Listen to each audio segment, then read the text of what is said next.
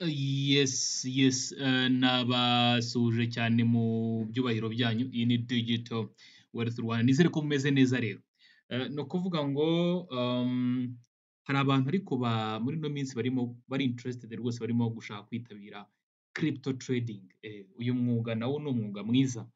Rero mu by'ukuri ntabwo waza gukora uyu mwuga ngo uhite uhitira kuri za exchanges zikomeye cyangwa se amasoko akomeye. Ubwo ndimo ndavuga amasoko nka Coinbase, amasoko nka Kraken, isoko nka Binance, n'ayandi masoko za KuCoin n'andi masoko agiye akomeye.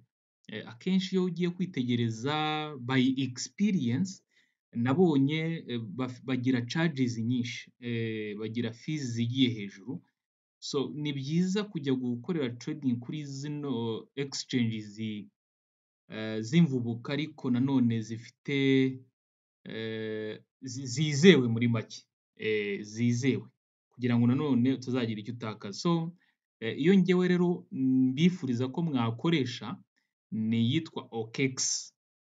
OKX ni exchange cyangwa se isoko ducururizaho amafaranga y'ikoranabuhanga yo bita currencies, yaba ari mu buryo bwa spot ndetse no mu buryo bwa futures. Rero njyewe nkunze kwibanda kuri futures trading. Urabona ko kuva ku itariki, witegereje neza, kuva ku itariki ya mbere z'ukwa cumi na kumwe 2025 hari trades nagiye nkora, ariko nita cyane cyane ku kintu kijyanye na risk management.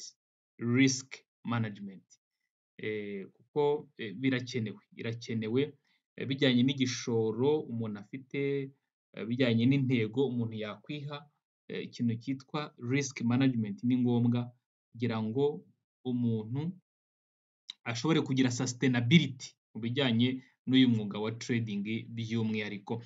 So urabona ko itariki ya mbere hari trade nakoze, itariki ya gatatu nibwo nongeye, itariki eshatu, burya itariki eshatu ngira ngo biragaragara.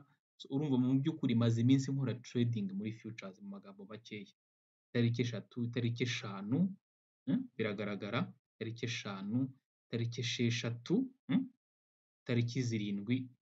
N'ababibona bazi kureba mu profits zagiye ziboneka, nuko atari cyo ngamije gushaka kubereka uyu munsi, ariko profits zagiye ziboneka mva mu munsi njya mu wundi, mva mu munsi njya mu wundi. Itariki zirindwi,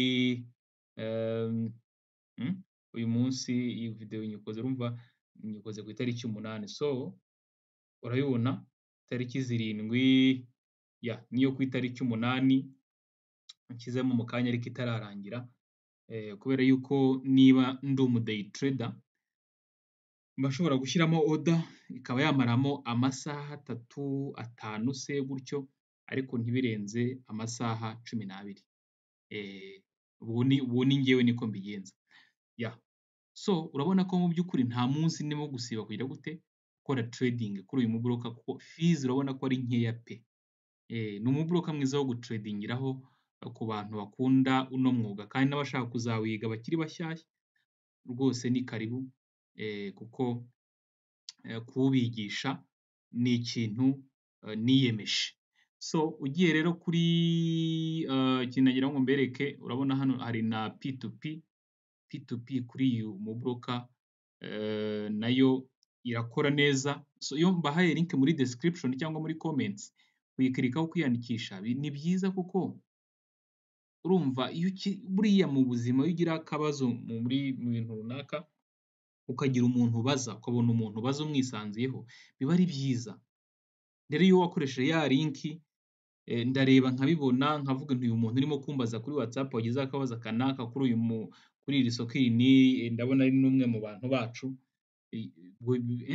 wakoresheje ya link yiyandikisha, nuko hanyuma umuntu akaguha serivisi rwose, kuko bigomba kuba win-win. Yego uba uje kwicururiza amafaranga yawe rwose, trading ni wowe uzajya uyikorera n'iki, ariko iri soko iyo ribona ko donc hari abantu barimo kurizaho mbahaye amakuru nabyo hari ikintu bimara muri za fees, hakaba wenda hari akantu kanzuguru nyine niba aba ari gato cyane kagabanukaho biba byaba ari sawa.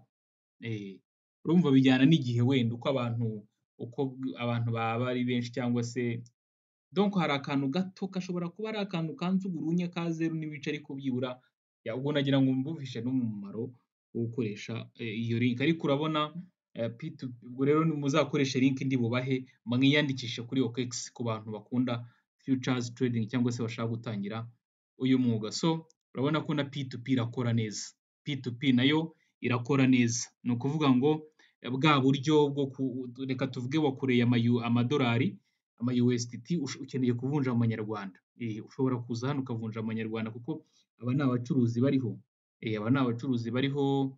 Ni ukuvuga ngo aba ngaba kuri iyi side ya buy ni abazifite USDT bashaka kuzigurisha ku bantu bafite amanyarwanda, sibyo? Ariko dukwiritse hano kuri sell, urumva ni umuntu waba ufite ama USDT noneho nawe ashaka kuyatanga ngo bamuhe iki amanyarwanda. So urumva rero wa tradinze ufite ama USDT yazamutse, waza hano kuri side ya sell ukagira gute ukaba wagurisha. Icyo gihe ni ukuba ufiteho konti yawe iri verified, kwemererwa gukora transaction za P2P, nta bindi bintu bihambaye bisabwa, sibyo? So kandi uko ugenda utradingiraho icyizere cyawe, isoko rigenda rikugirira icyizere, biba bifite undi mumaro. Uko ugenda umaraho igihe, hari n'igihe kiba kizagera na fees bagenda bareba ukuntu bagabanyaho bitewe na trading volume, bitewe n'igihe umaze n'iyo sustainability. Ibyo byose ni ibintu biba birebwaho, ibyo byose birebwaho. So navuga nti rero